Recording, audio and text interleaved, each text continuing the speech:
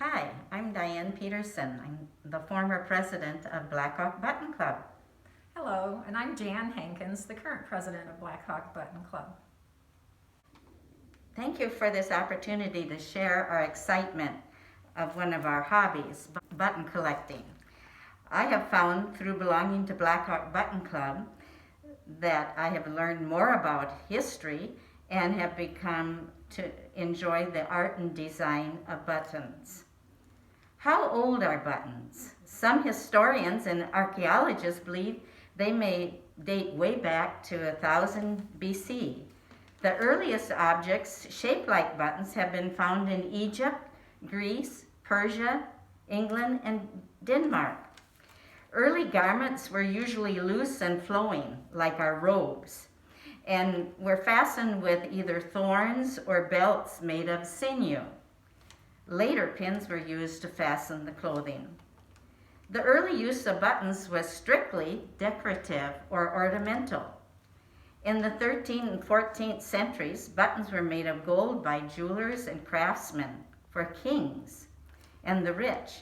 It has been said that Francis I of France wore a coat decorated with 1,360 gold buttons. It must have weighed a ton. Later, buttons became more popular as a method of fastening garments. It's believed that the Crusaders brought the idea back from the East to France and England. Buttons for the common people were made of bone, wood, stone, and clay, natural materials. For the rich, they were made of jet or coal, horn, brass, paper mache, gold, silver, pewter, and precious gems. Europe provided most of the world's buttons before the 19th century. In American colonies, frequently coins were used to make buttons, but most buttons at the time were handmade of wood or bone, which are natural materials. During the 1700s, the men were the one that wore buttons on their clothing. Women did not fasten their clothing with buttons until the mid-1800s. Before that, they used hooks and eyes, or used buttons made of tin, bone, wood, or cloth. These were concealed under a fold of their garment cloth. However, when women began to start showing their buttons in the 1800s, the demand for a variety became great. Those used for houseware were plain and cheaper buttons, and I'm going to show you some of those a little later. Those sewn on church or party clothes were colorful, elaborate, and expensive. Color of the button was important too. A lady in mourning always wore black buttons following after Queen Victoria. She lost her husband, Albert, from typhoid fever, and she had always liked the really shine of the black glass buttons, as I show you here. These are samples of black glass buttons. I want to show you one that is dull. After Albert died, she had all the shine taken off her black glass buttons so they would look like this.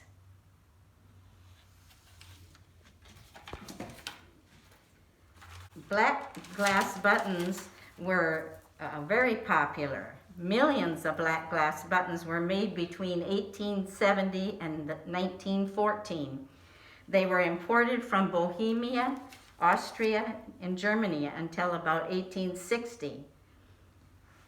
And then in 1880, several firms in the United States started producing them. In the Victorian time, one thing that the young ladies did was to put buttons on a string. And this is how they kept their buttons to take to their own homes. They would remove all the buttons from the clothing, of course, and to save them, and they put them on a long string such as this. That was called a charm string, and the myth is that once you got the 1,000th button on your string, you would meet your Prince Charming. Glass buttons were come in other forms, colors too. There were opaque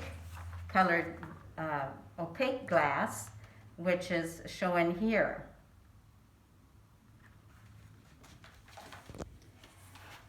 And then there were some that were very unique. As you see these on the Christmas tree. I have a black light right here. I'm going to turn it on, and as I shine it on these, as you notice, one of them has a green look.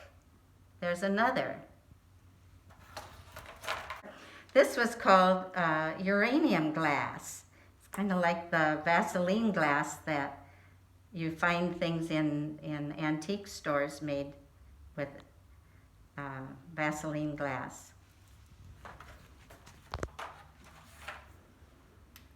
Another type of button that was very popular during this time were metal buttons. Metal buttons were each made with a unique design. They were created by craftsmen and artisans in the 1800s. They tell the story of history, even though most buttons are less than 250 years old. The techniques to make them go back before recorded history. Metal buttons depict inventions of each generation, historical and political events, stories, fables, new operas, and economic conditions, scenes of rural and city life. Buttons demonstrate the arts and the crafts of the many peoples. And I have some examples.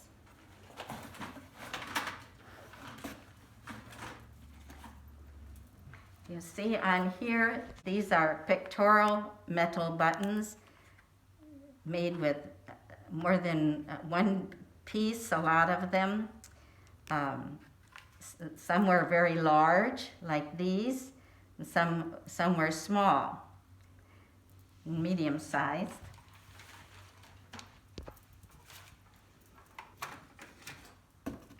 There's some that were called twinkles, with a stainless steel behind the brass.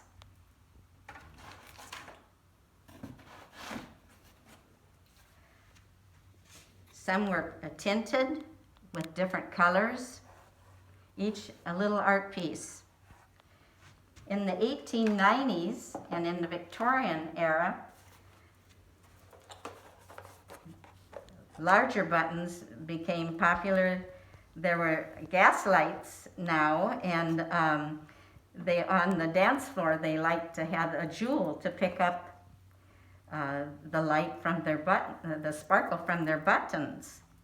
And so on this board we have Victorian buttons and also gay 90 buttons, which are known for the cabochon in the middle.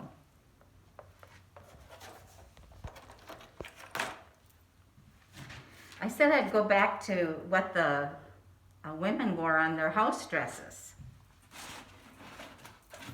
They were the made-up porcelain in France and England at first, and they were the first mass-produced button. There were many designs. Here's one called the whistle, but there were some called calicos, which had little designs transferred on them. Some were stencils. And the ladies preferred these because of the color that it gave them, more color than the pearl and the metal buttons at the time. And of course they were porcelain, so they could easily be washed. Now I'm going to have Jan tell about some of her favorite buttons. Diane and I are so grateful to the Cedar Falls Historical Society for this opportunity to share our passion for buttons. In the 1930s, Mrs. Gertrude Peterson became the first full-fledged button collector, as far as is known, and she spoke over the radio about her collection. Listeners turned to their family button jars and their boxes to start sharing their own inexpensive hobby during the Depression years. Many button collectors today get started in the same way. Do you have memories of playing with your grandmother's button jar as a child?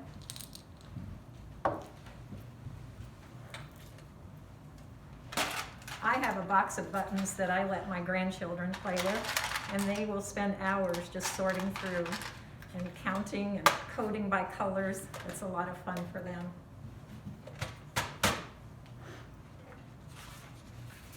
I myself did not come to an interest in buttons because of a grandma's button jar.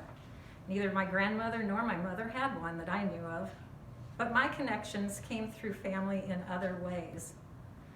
As a young child, I was very familiar with a photo of my dad in uniform, and I was just fascinated because of the shiny button.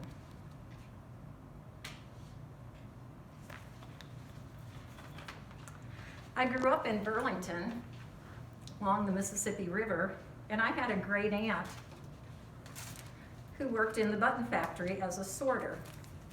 And this is a picture of her at one of the tables in the Burlington Button Factory. She's right here in the middle, and you can see the conditions were very poor. A ceiling fan, a light bulb, and many women sitting around sorting buttons.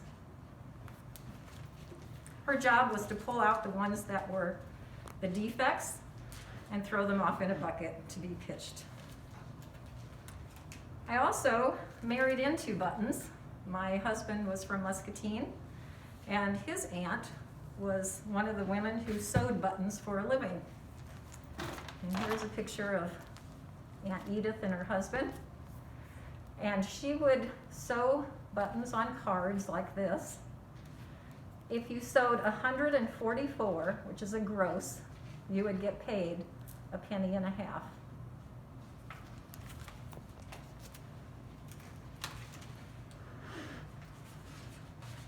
When I retired 6 years ago, I joined the Black Hawk Button Club after seeing a community newspaper announcement.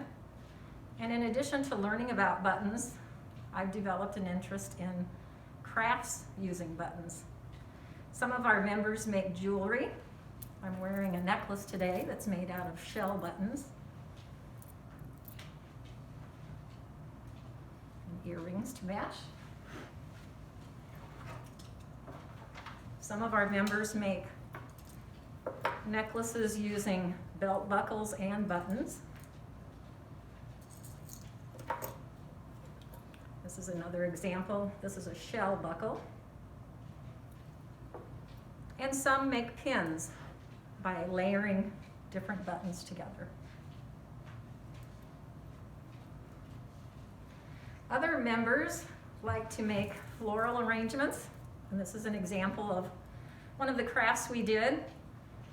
You can see the button flowers, again, layered sizes of buttons, and this is put into a salt shaker. For several years, I helped create a table display for the Festival of Trees at the Gallagher Blue Dorn. And 2 years ago, our club won first place for our table display. We made Christmas trees out of buttons. We lined plates and had lots of decorations that included buttons.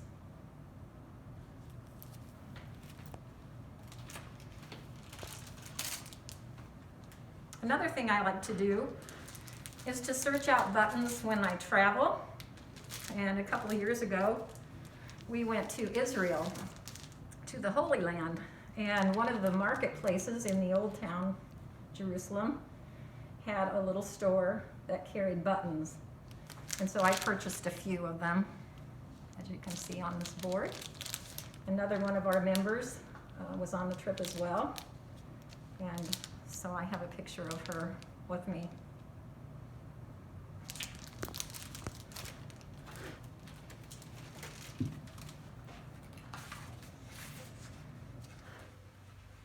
The earliest buttons came from natural materials, as Dianne has already mentioned. And I'm going to share two of my favorites with you today. The first one is shell buttons. That's my all-time favorite button of all. I first learned about the shell button by reading a book called Shell Games. This was written by Dr. Jeff Copeland, a UNI professor from here and lives here in Cedar Falls and is also a member of the Black Hawk Button Club. This book tells the story of Pearl McGill, and she was instrumental in fighting the labor and union issues during the era of Muscatine's pearl button industry in the 1900s.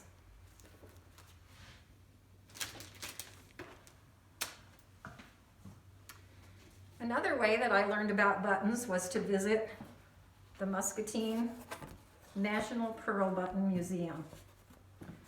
Our club sponsored a trip, a bus trip, and we had 36 people go. And it was so fascinating to see what the machinery looked like, to find out the history, more history about the shell button, and to actually get our hands into feeling how cold shell buttons can feel, and to see things like a sample shell where the buttons were originally cut from. We could see what's called the blanks before they were made into buttons. And then we could see the finished products and many different types of buttons that were made from shell. The term pearl is often used for shell. All pearl buttons are shell buttons, but not all shell buttons are pearl. Pearl, or mother of pearl, actually comes from oyster shells found in the warm waters of the Pacific. It looks like white satin fabric and has an iridescent luster from the lining of the shell. Another kind is the abalone shell. It's a dark grayish color with iridescence of blue and green. But the shell buttons that most of us know in Iowa are the ones made from mollusks that were found in the Mississippi River. Shell buttons are cold to the touch. So as I was talking about the Muscatine Museum having a vat of buttons that you could put your hand into, if you did the same thing into a vat of plastic buttons, you would see the difference.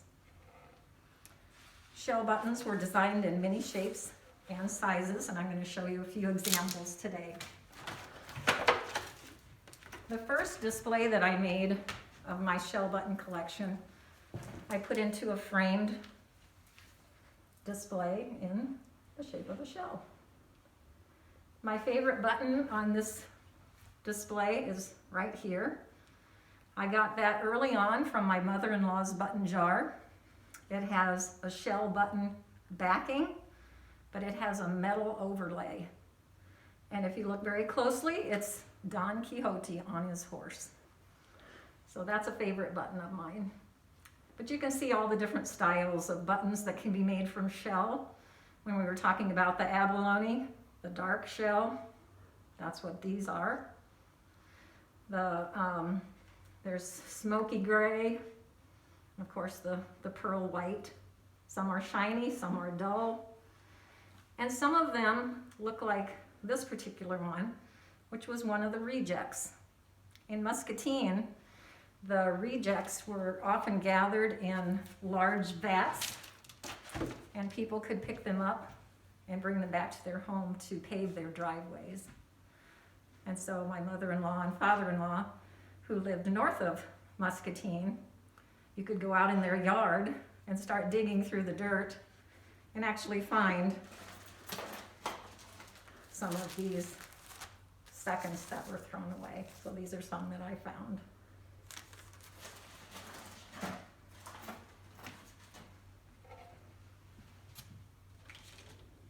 One of the techniques they used on shell buttons also was to dye them. So here's an example of some different colors of dye that were put on shell buttons. And this gives you an opportunity to see what the fronts and backs can look like on a shell button. Oftentimes, the big key to whether or not you have a shell button is by looking at the back side, because they often left the dark, natural tone of the mollusk on the button itself.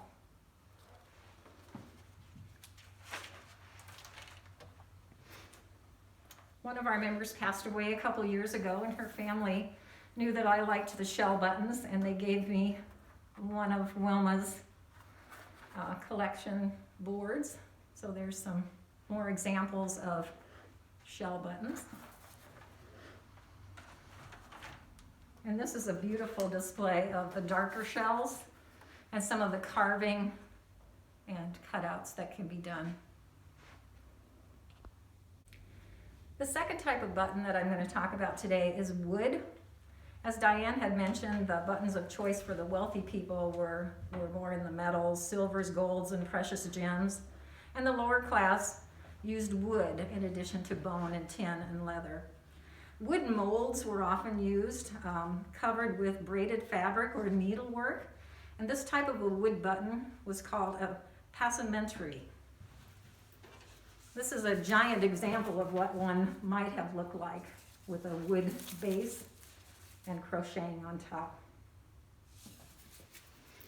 In the 1700s, laws were passed in England that would fine individuals if they were wearing buttons that were not metal.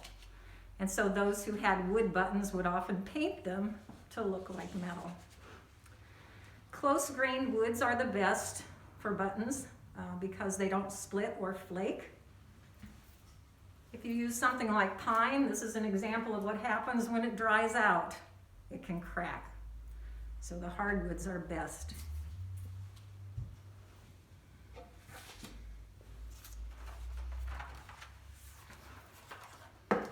Here's an example of some of the different types of wood buttons.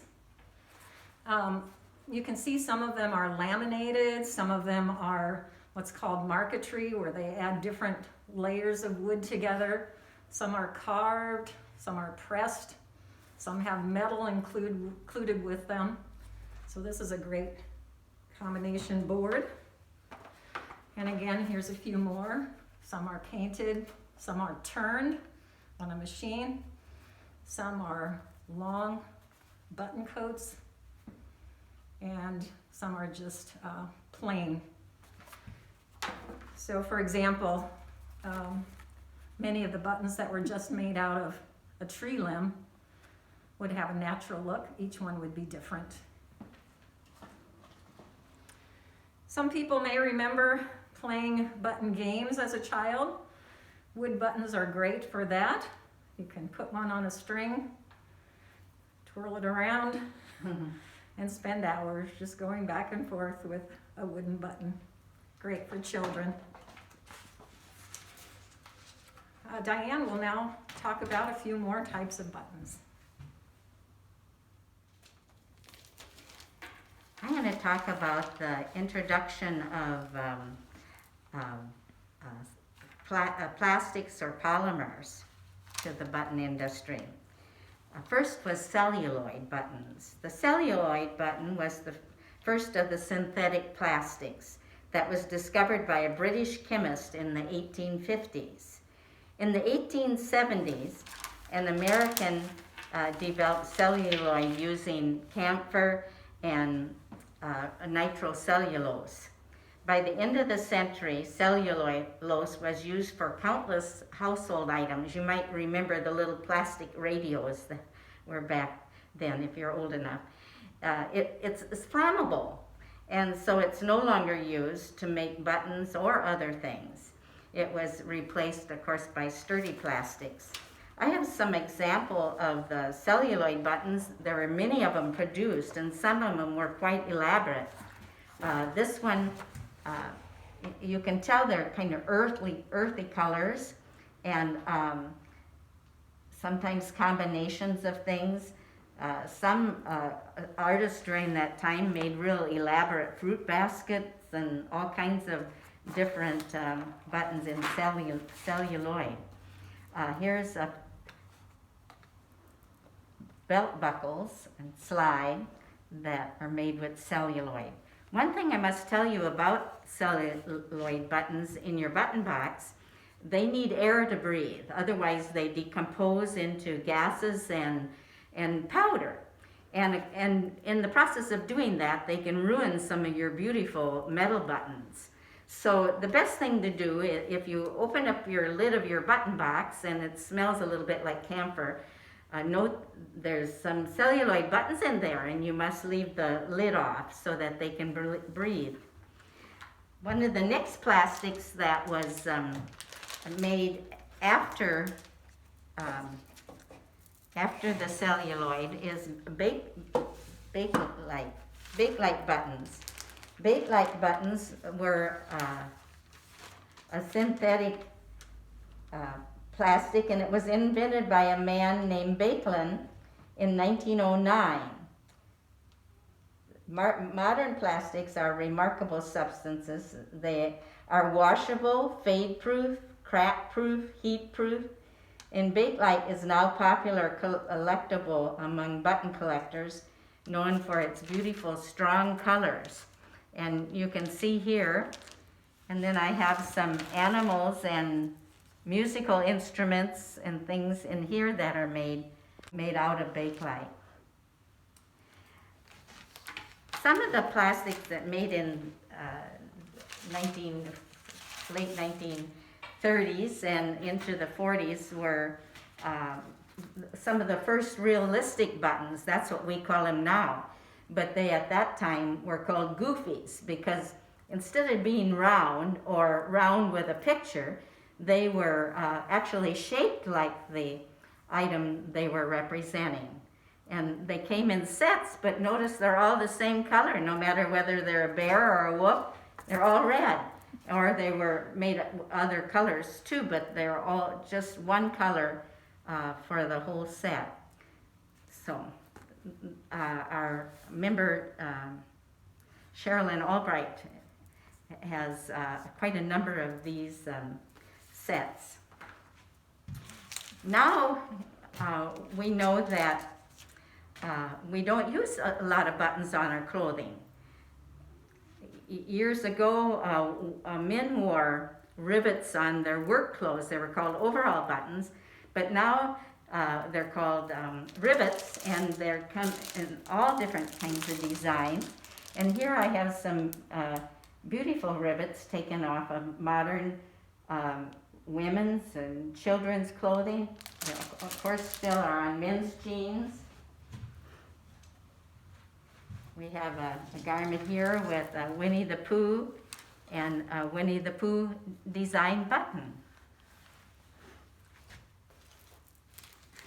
Now I'll pass it back to Jan.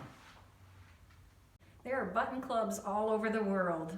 Here in the United States, we have the National Button Society, which holds annual conventions in different cities each year. I attended one in Appleton, Wisconsin, and enjoyed seeing some displays and competition entries and the programs offered. Today happens to be National Button Day, November 16th. It was first named by the National Button Society in 1938. When we talk about competitions, we have a specific book that's published by the National Button Society, and in it, it lists all the different categories of buttons and describes them. And when they have their competitions, this is the book that we use for generating our competition boards. This is an example of a board that was entered. And you can see that it has a certain number of buttons, a certain variety of different types of buttons, and that makes it better for competition. Here in Iowa, we have a Iowa State Button Society, and they hold quarterly meetings in Marshalltown. They produce a publication quarterly as well. So does the National Button Society, by the way.